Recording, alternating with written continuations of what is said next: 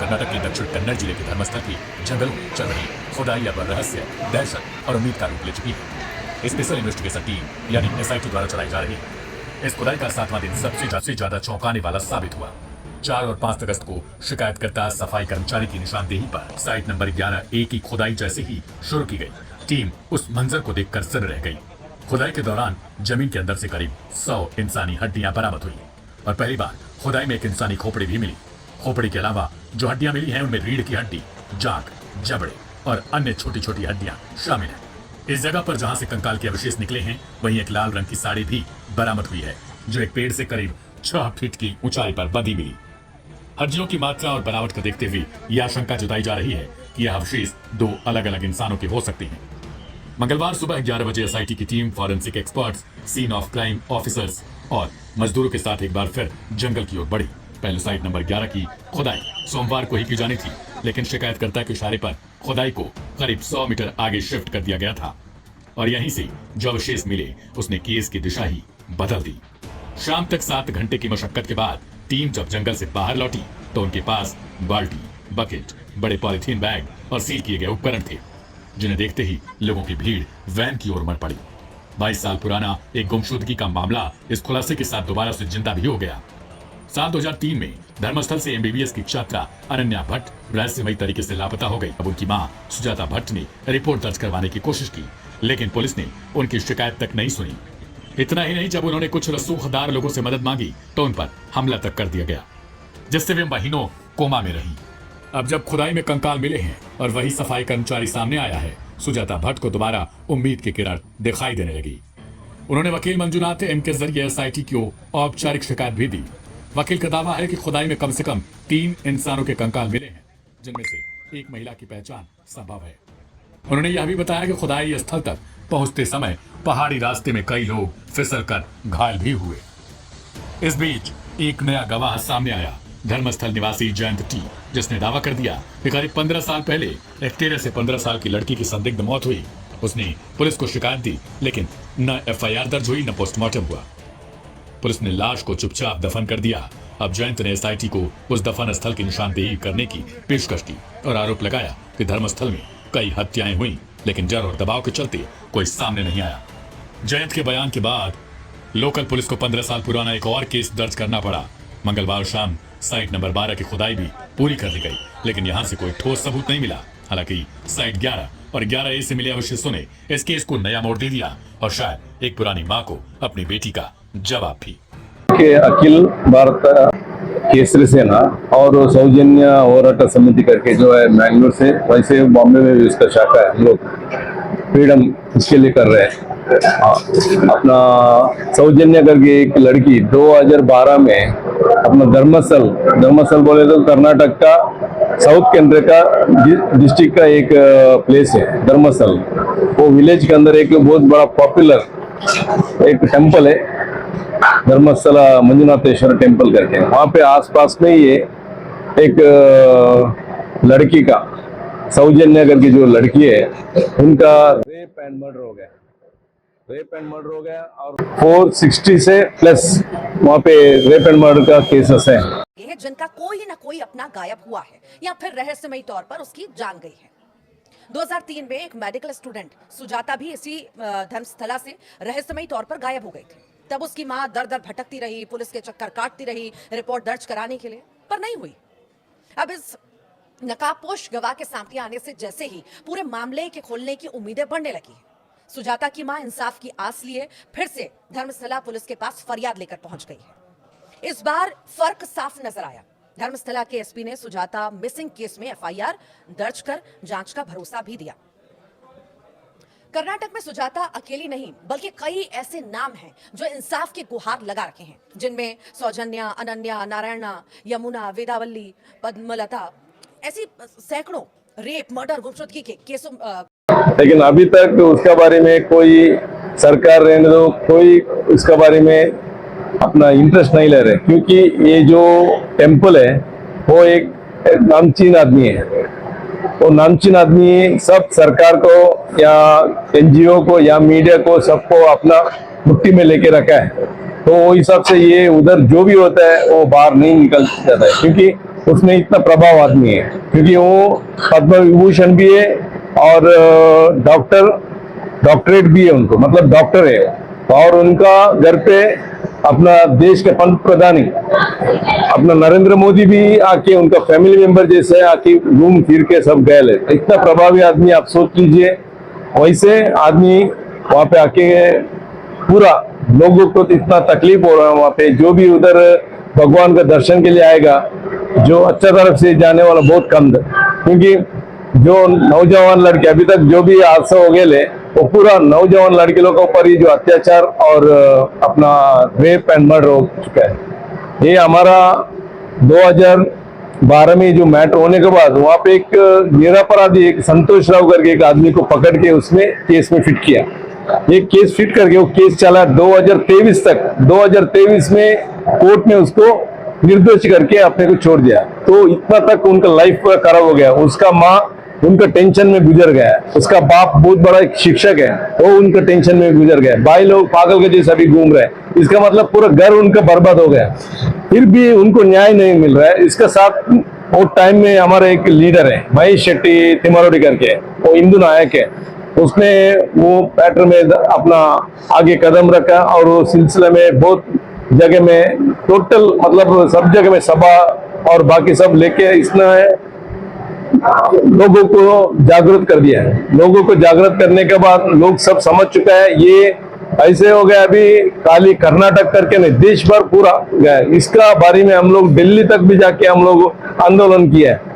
ये मोदी तक ये मैटर मालूम है, लेकिन वो राज्यसभा मेंबर है, इसका वजह से जो जिसने वो मंदिर वाला है, हम नाम लेना नहीं चाहते हैं, सबको मालूम है कौन क्या है करके, और राज्यसभा मेंबर है, इसके लिए इसका उधर पहुंच अच्छा है। तो उस हिसाब से वहां पे जो भी आगे भी होएगा तो कुछ होने का जैसा नहीं है, क्योंकि स्टेट गवर्नमेंट रहने दो, सेंट्रल गवर्नमेंट रहने दो, पूरा उनका मतलब उसने इलेक्शन का टाइम में सबको फंडिंग करता है, एक को करके नहीं, सबको करता है। उनका पास सब पार्टी वाला भी मिलजुल के, मैं सबको पर इल्जाम नहीं लगाता, लेकिन जो उनको पीछे खड़ा है वो सबको मालूम है कौन खड़ा है करके। वो एक मिनिस्टर बोलता है मेरा जैसे 100 आदमी तुम्हारे पीछे है, तुम टेंशन लेने की जरूरत नहीं करके, ऐसे, क्योंकि हमको इंसाफ चाहिए। अभी हमारा बोलने का मतलब वो लड़की को किसी ने किसी को अत्याचार करके मर्डर तो किया है, अगर संतोष राव निर्दोष है तो आरोपी कौन है? अभी उसका माँ जो सौजन्य का माँ सस्पेक्टेड 3-4 जन का नाम बोला है, लेकिन उनको अभी तक उनको पर कुछ भी एक्शन नहीं है, इंक्वायरी तक नहीं है। उनको ब्रेन मैपिंग नहीं तो बाकी सब करने के लिए कुछ भी नहीं है, अभी तक नहीं।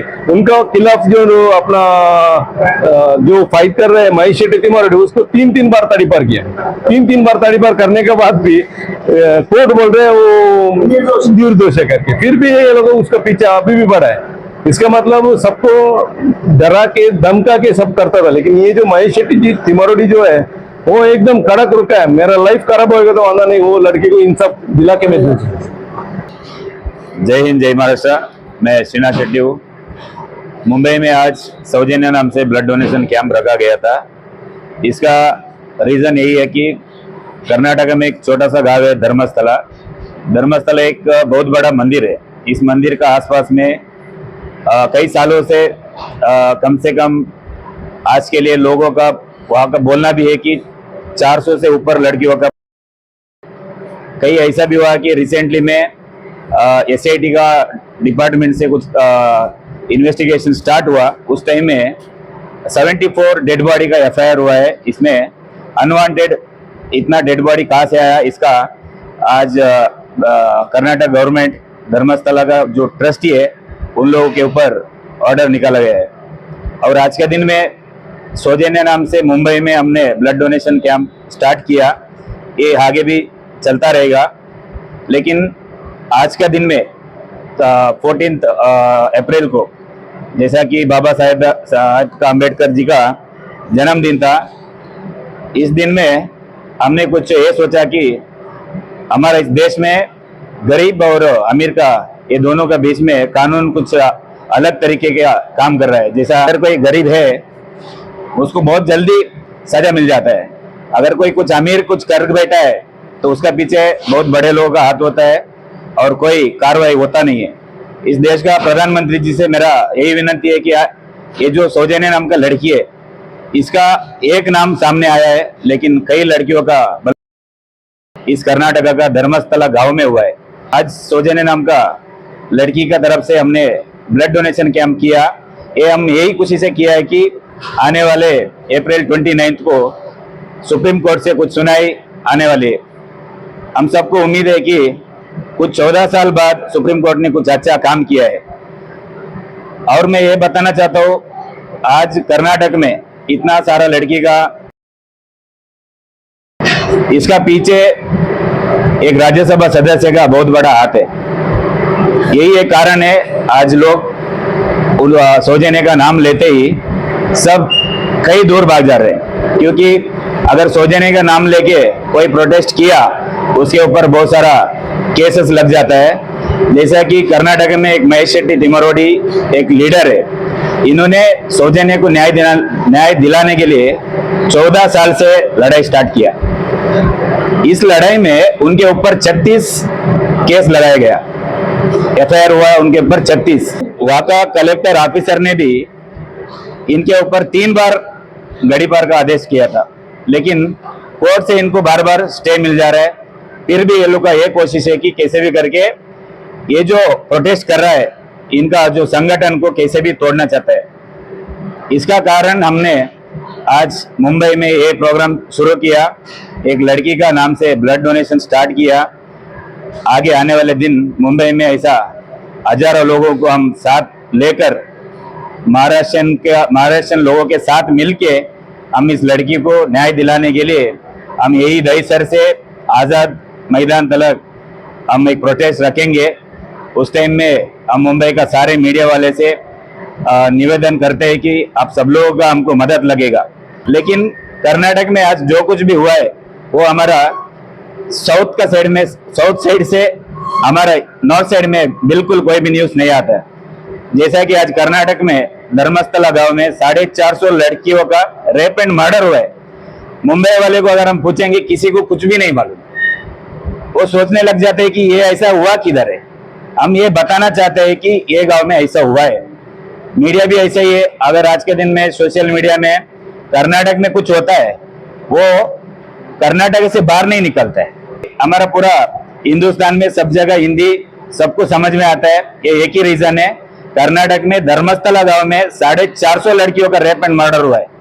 इसका सबूत है। ऐसा नहीं कि कोई प्रोटेस्ट करने वाला, कोई संगठन वाला बीच में आया और ऐसे ही हवा पे बोल दिया, ऐसा नहीं है। अभी मैंने जैसे बताया सौजन्या के बारे में, हम जितने भी संगठन वाले जुड़े, हम लोग कोई भी धर्मस्थला में 450 लड़कियों का रेप हुआ है, मर्डर हुआ है, ये हम हवे पे नहीं बोल रहे। इसका हम आपको सामने पूरा स्कैनर दिखा रहे हैं। इस स्कैनर को आप स्कैन करोगे तो आपको वहां का धर्मस्थला फाइल्स जो है ये कंप्लीट आपको मिल जाएगा। आप डाउनलोड कर लीजिए। कोई फाइल्स उसमें कन्नड़ा में है, लेकिन आज के दिन में आप ट्रांसलेट में डाल दोगे तो ट्रांसलेट हिंदी में आ जाएगा। समझने के लिए हमने स्कैनर बनाया है। इस स्कैनर के थ्रू आपको वहां का पूरा डिटेल मिल जाएगा। यहाँ पे पूरा डॉक्यूमेंट है, सामने रखा भी गया है। इतना लोगों का लड़की एक दो लड़की नहीं, कई लड़कियों का मिसिंग केस है, rape and murder, unwanted body मिलता है तो सुबह में बॉडी मिला तो शाम के टाइम में वो बॉडी को जला देते हैं। कोई कंप्लेंट नहीं, कोई एफआईआर नहीं। वैसे तरीके से वो गांव में हुआ है। अभी निर्भया केस में जिसको भी फांसी दिया गया वो सब गरीब घर से ही थे। उसमें कोई पॉलिटिकल लीडर लोगों का बेटा नहीं, ना कोई ऑफिसर का लड़का लोग नहीं था, सब गरीब थे। लेकिन उन लोगों को सजा मिल गया, फांसी भी दे दिया। अभी इसको ये आदमी इधर देखिए, जो आरोपी थे वो गरीब घर के थे, इसलिए उनको सजा मिल गया। भी हो गई। और यहाँ पे करोड़पति, उद्योगपति और बड़े बड़े राज्यसभा मेंबर है, नेता लोग हैं। तो ऐसे बड़े बड़े नेता है, इसलिए उनके ऊपर कोई सजा भी नहीं और कोई सुनवाई भी नहीं। ये बात है। यही कानून है। आज डिफरेंस है। हाँ, बस आज हमारा संविधान का जो अम्बेडकर जी का जो कानून था वो पॉलिटिकल में इतना उसको खराब कर रखा है। गरीब के लिए अलग कानून हो गया, अमीर का अलग हो गया। गरीब अगर कुछ कर दिया उसको बहुत जल्दी में सजा मिल जाएगा, अमीर ने कुछ किया तो उसको कोई कानून नहीं है। तो आपने देखा इसी तरह जितने भी समाज सेवक हैं जो अच्छाई और सच्चाई के लिए लड़ते हैं उनको कहीं ना कहीं दबाया जाता है, उनके ऊपर ही आरोप लगाए जाते हैं। और हमारे जैसे देश के गृह मंत्री अमित शाह जी और महाराष्ट्र के हम बोलेंगे कि जैसे मुख्यमंत्री है देवेंद्र फडणवीस जी, इन कर्नाटक के सीताराम महेश जी जो मुख्यमंत्री थे, ये जितने भी बड़े बड़े नेता हैं इनको ध्यान देना होगा कि नीचे के स्तर पे पुलिस और जैसे भ्रष्टाचार फैलाने वाले लोग इनमें बहुत से मतलब लोग ऐसे हैं जो आरोप प्रत्यारोप करते हैं और झूठे झूठी एफआईआर लोगों पे दर्ज करके वो जो अच्छे काम के लिए लड़ने जाते हैं, जो समाज सेवा का काम करते हैं, उनको ही कहीं ना कहीं दबा के उनके पूरे परिवार को बर्बाद करने की कोशिश की जाती है, ऐसा सर का कहना है। और हम आप सभी से अपील करेंगे कि ये वीडियो को दूर दूर तक पहुंचाए और ये जो दुखद मतलब निधन हुआ है, उनका मतलब शोषण हुआ है, वो सब चीजों के बारे में उजागर होनी चाहिए और जो दोषी है उस पर कार्रवाई होनी चाहिए। बने रहिए, देखते रहिए इसके ऊपर क्या क्या अपडेट्स मिलेगी, हम आपको एक्शन फास्ट न्यूज के जरिए बताएंगे। जय हिंद, जय महाराष्ट्र, जय संविधान।